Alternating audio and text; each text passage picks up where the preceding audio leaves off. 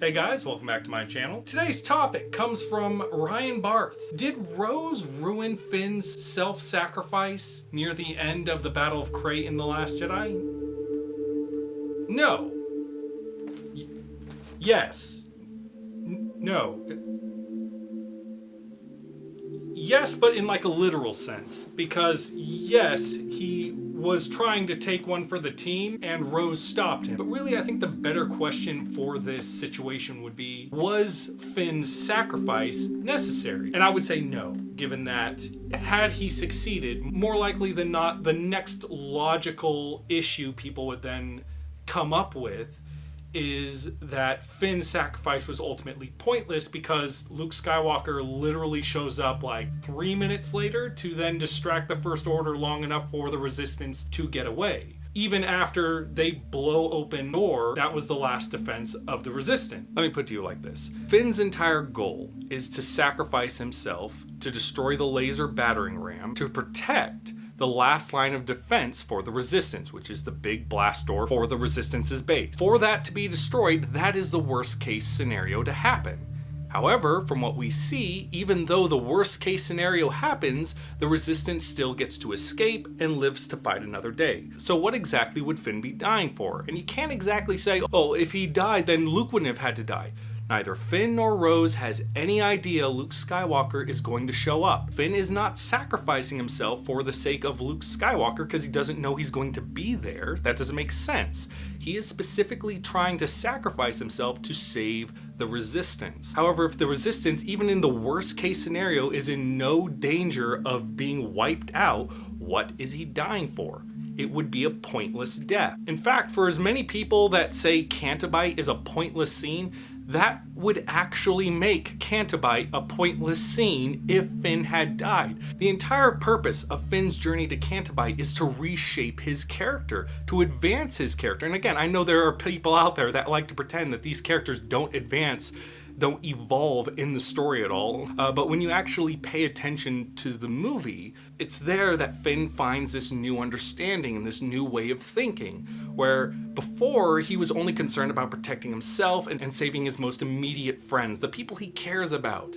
But it's that journey to Cantabite where he sees the injustices that are happening there to just regular people that he understands. Sometimes you have to stand up for other people, not because you know them personally, but because it's the right thing to do. And it's entirely because of that journey there that has Finn inspired enough to literally throw his life away to protect the Resistance. If he sacrifices himself to try and protect the Resistance, who in the worst case scenario was not going to die and were always going to escape, that would make his entire journey and his newfound understanding be utterly meaningless. And with the idea that, well, if Finn had succeeded, Luke might not have died, there's no real evidence to suggest that. One of the biggest purposes of Luke being at Crate wasn't just to distract Kylo so that the Resistance had time to escape. It was also to redeem himself of his past mistake. The entire reason why we are supposed to be able to forgive Luke for what he did, even in this moment of pure instinct and fear, is because he owns up to it and he faces Kylo in the end.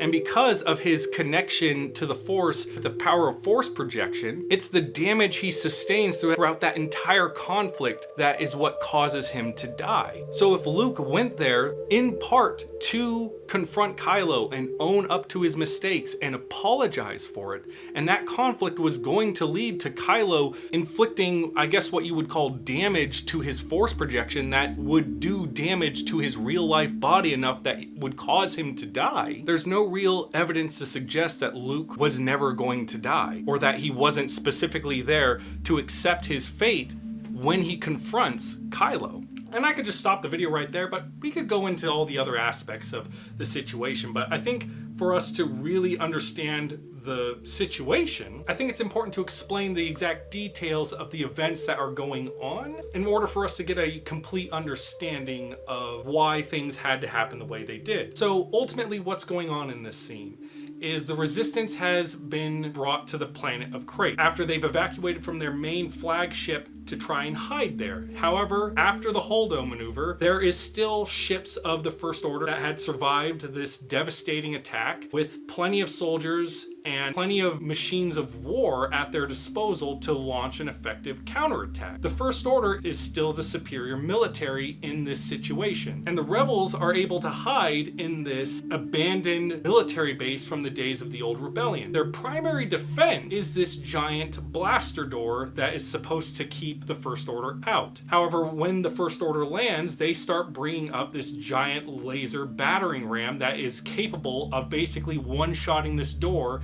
and blowing it right open. So the Resistance launches a counterattack to try and keep them at bay, while the Resistance calls out to the galaxy to get anyone who's loyal to the Resistance to come and help pick them up. For what ends up happening and what we end up discovering is that due to the Last Jedi's events happening only a short time after the events of The Force Awakens, the rest of the galaxy is currently shell-shocked and too afraid to stick their necks out and risk their heads helping the Resistance and risking the wrath of the First Order, who, might I remind you all, had just destroyed 5 planets in one day and at the same time re-destroyed the newly established New Republic. So the rest of the galaxy's too afraid to come and help. So, understanding that situation, the Resistance's plan is ultimately bunked. They have nowhere else to go. No one is coming to help them, and I think this is done in due in part to try and show that the Holdo maneuver had its consequences. Yes, it was a devastating attack, for sure. I'm not going to discount that. However, what it cost the Resistance is it made them landlocked to the planet Crate, and they had nowhere to go. Their entire hope of survival hinged on the goodwill of the rest of the galaxy coming to help them in their time of need, and they were left out to dry. And while yes, the Millennium Falcon is there, as far as the Resistance is currently aware, it's doing its best not to get blown out of the sky by the squadron of TIE fighters that's currently chasing it. It's not at that time a reliable mode of transportation to get them off planet. And despite how devastating the Holdo maneuver was, it still didn't wipe out the entirety of the First Order fleet, given they were able to launch a counterattack with a sizable force that dwarfed what was left of the Resistance. Because if the Resistance was at that point still strong enough to fight back face to face with the First Order with everything that they had, they wouldn't have fought so hard to try and defend the blast door, because that was really their last means of defense. And really, their counterattack was only just a stalling tactic. It was just meant to buy the Resistance enough time to try and get help from the rest of the galaxy to ferry them off planet so that they could continue fighting to live to fight another day. But let's say Finn was successful. He sacrifices his life and he destroys the laser battering ram. Okay, what do you think the next logical step would be? I would say an immediate deployment of his ground forces as they go to the trench line that the Resistance soldiers were able to come out of through door hatches that are along the trench lines, and try and cut their way through there, or have him come out with his lightsaber and cut a hole through those doors. Now, those were all things that they could have done initially, but blowing through the main door was obviously the easiest and most direct way to get to the Resistance and wipe them out completely, without giving them the chance to really entrench and dig inside their base and really fortify their position for one last final stand, which just would have been a pain in the ass. But it was still something that could have been done. And had they done it, that wouldn't have given Luke the opportunity to come out and keep the First Order distracted long enough for the Resistance to start looking around and thinking, wait, hold on, where did Luke come from? If he's here, he had to have found a way inside.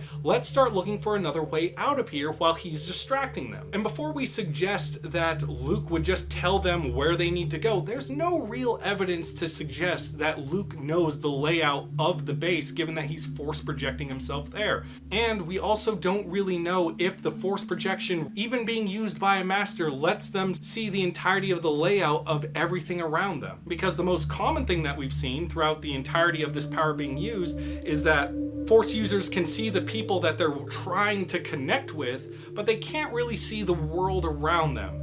That's at least for Kylo and Rey. Maybe Luke being a Jedi Master could give him a little bit more of an awareness of the world around him, but I don't see any evidence to suggest that's a reality. Luke just popping up there as a Force ghost, if it's only giving him a sense of awareness of the area immediately around him as if he were actually standing there, that wouldn't give him the knowledge of the entire base's layout and know that there is a secret passageway way in the back. And besides all of that, Luke is primarily there to face Kylo because he is there to face his mistakes, to own up to his mistakes and to apologize for it, to apologize to Kylo for his failures. All of that becomes a lot more complicated when the door he has to go out of that would be currently getting cut through by First Order soldiers. I highly doubt they would just suddenly be like, oh, the door's opening and there's Luke Skywalker, so instead of shooting him on the spot, we're gonna like call this in and maybe have Kylo come out and then be just on standby, I guess, and not immediately surge in or try and shoot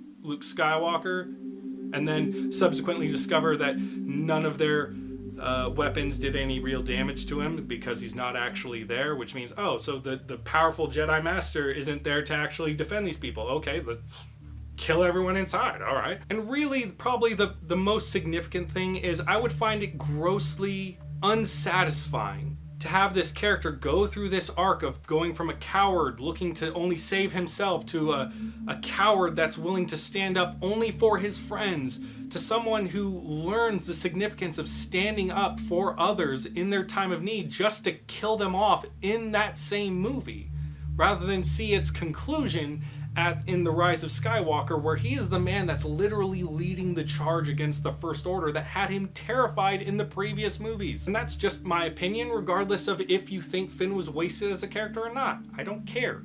We can get into some of the more goofy aspects where I wouldn't exactly be able to disagree with you, where Rose's attempt in stopping Finn would arguably be almost as lethal as him ramming himself into the laser battering ram, because these are ships that are shown to be incredibly run down and they just fall apart almost at the seams. So her smashing into him probably had a high likelihood of also killing him. And with it following up with her ironically poor timed dialogue about not destroying what you hate but saving what you loved, followed then by the First Order immediately blowing open the last defense of the Resistance, I'm not going to be one to deny, even as someone who enjoys the movie and loves many things about it, these are things that probably should have had a little bit more thought put behind them. Something interesting to note, though, is that the very words that Rose uses are almost word for word taken from, I believe it was the director of The Empire Strikes Back, who was discussing his philosophy on how the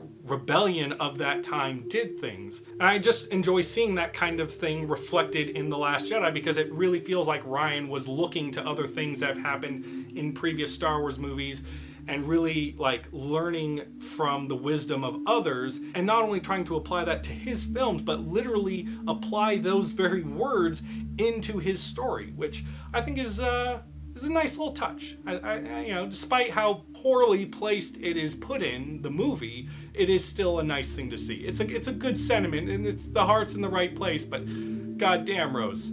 And sure, it's a goofy thing that happened in Star Wars, but are we actually pretending that Star Wars hasn't done goofy things in the past for the sake of convenience for the plot and to allow characters to survive typically dangerous situations, like, I don't know, the Millennium Falcon being magnetically docked against a Imperial Star Destroyer, and they're just clueless that they're just attached to them. The ship that they have been searching for, there's no window that they can look out that's like, so they're hooked to us right now. What do we do? Just let them go. This is too embarrassing. Or arguably one of the most deadly bounty hunters of the galaxy getting one-shotted by a blind man completely by accident while he was taking aim at Luke Skywalker when his back was turned, while Luke was dealing with 20 other goons that all had blasters but felt it was more effective to do this than just shoot him. And if you're going to give passes to all those things, but not for Rose's situation with Finn, I mean, I really like those rose-tinted glasses you wear. I just would appreciate you wear them all the time instead of just when it's convenient to make a silly argument. But that's just my opinion. It's something to think about. I hope you guys enjoyed today's video. If you'd like to see more, please like and subscribe, and I hope to see you in the next video. See ya.